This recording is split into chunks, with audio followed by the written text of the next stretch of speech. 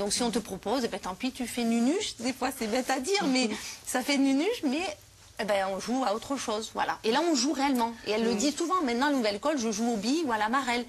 Et là, tant on pis voit si certains disent que tu es nunuche, c'est ça, Léa? Non, ça n'arrive pas. Non. Tant pis.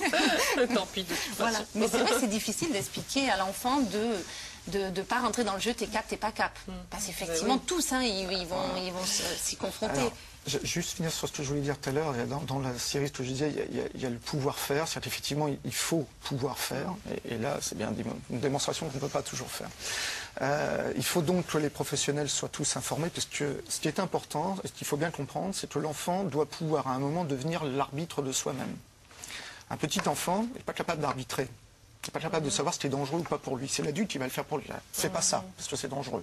Vous avez un enfant qui est dans un trotteur, hein, il est en haut d'un escalier, il est incapable de savoir que s'il déboule l'escalier, c'est dangereux. C'est la maman qui va l'arrêter à temps. Bon. Là, c'est la même chose. C'est-à-dire qu'il faut que l'enfant, quel que soit le milieu dans lequel il est, parce que c'est pas que la cour d'école, c'est aussi dans le quartier, c'est aussi dans les clubs sportifs, c'est partout, il y a des communautés d'enfants. Il va y avoir effectivement cette espèce de continuum qui a été un petit peu décrit tout à l'heure, ou pratiquement toujours, je ne dis pas toujours, hein, mais pratiquement toujours, la démarche collective précède la démarche individuelle. C'est-à-dire que l'enfant va être initié au sein d'un groupe infantile constitué qui joue à ce jeu. Parce qu'effectivement, le problème, c'est que c'est une pratique de jeu. Et il y a le domaine du t'es cap, t'es pas cap, mais avant même le t'es cap, t'es pas cap, il y a le rituel d'intégration au groupe. Pour faire partie du groupe, il faut que tu joues au même jeu que nous.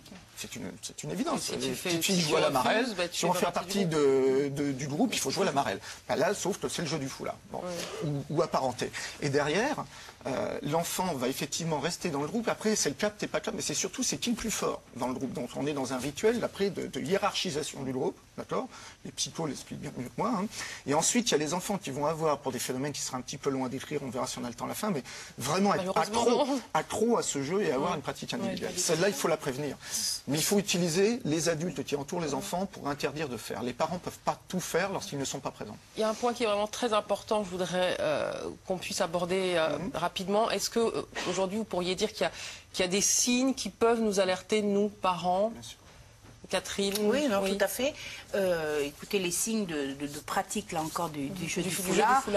C'est des... Alors, il y a le signe tout bête, des traces au niveau du cou, auxquelles parfois l'enfant répond en disant mais non, je me suis battu avec un copain, c'est un suçon, c'est rien du tout. Un enfant qui systématiquement a toujours quelque chose autour du cou pour éventuellement cacher des traces. Donc ça, c'est évidemment la pratique la plus évidente.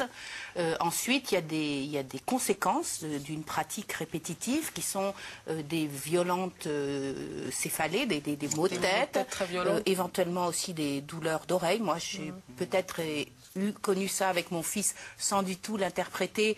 Et il avait très très violemment mal aux oreilles, très brutalement. Et je ne comprenais pas du tout. J'ai consulté, je vais très rarement, j'ai 5 enfants, je ne me précipite pas chez le médecin pour n'importe quel bobo. J'ai consulté 3 fois un médecin juste avant son décès, dont un ORL, je raconte parce que c'est une anecdote intéressante que qui m'ont dit tous les 3, il n'a strictement rien aux oreilles. Et j'ai rencontré il y a 6 mois le dernier ORL que j'avais vu, qui m'a demandé des nouvelles, et je lui ai dit Gaspard est mort, et il m'a dit, mais il est mort de quoi? Je lui ai dit du jeu du foulard. Il m'a dit, c'est quoi ça?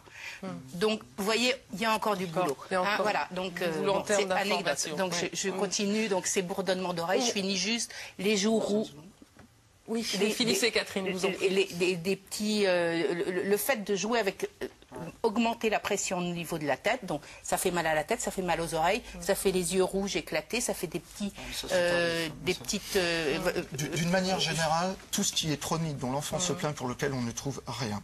Maux de tête persistants, troubles visuels, troubles irritabilité, troubles du sommeil. À partir du moment où on est allé voir plusieurs médecins, plusieurs spécialistes d'eux, et qu'on n'a pas trouvé, il faut y penser. Alors je ne dis pas que c'est toujours ça, mais il faut y penser. Il faut y penser. Merci pour ce point qui était vraiment très important, parce qu'on est assez démunis face à cette question. Donc là, c'était vraiment des conseils très pratiques. On va continuer avec vous, Nathalie, pour les conseils pratiques.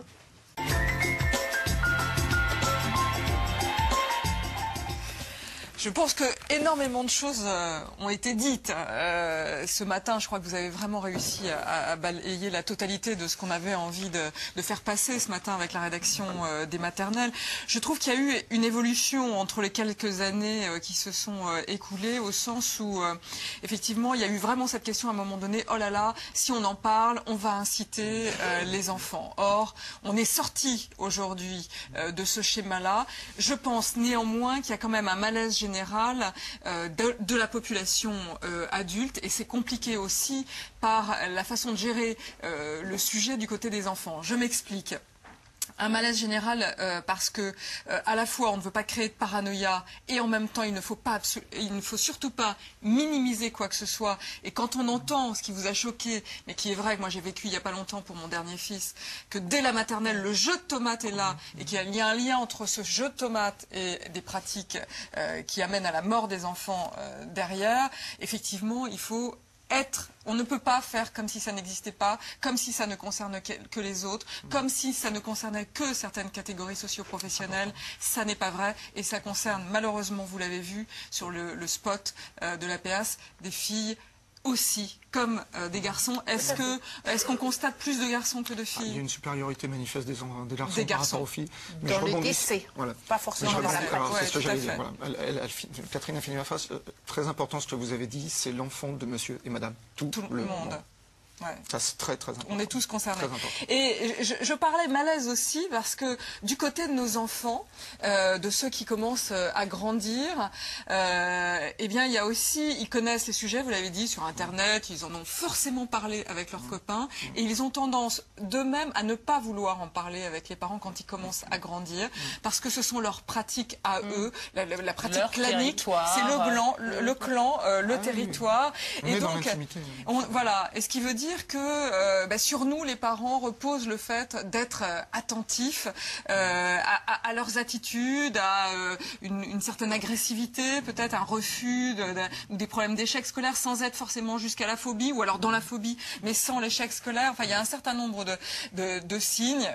Et une fois de plus, il ne s'agit pas d'être dans la suspicion permanente, mais d'être attentif, d'être présent, ce qui n'est pas facile dans une société aujourd'hui où les parents travaillent tard, et que l'accident arrive quand l'enfant est seul.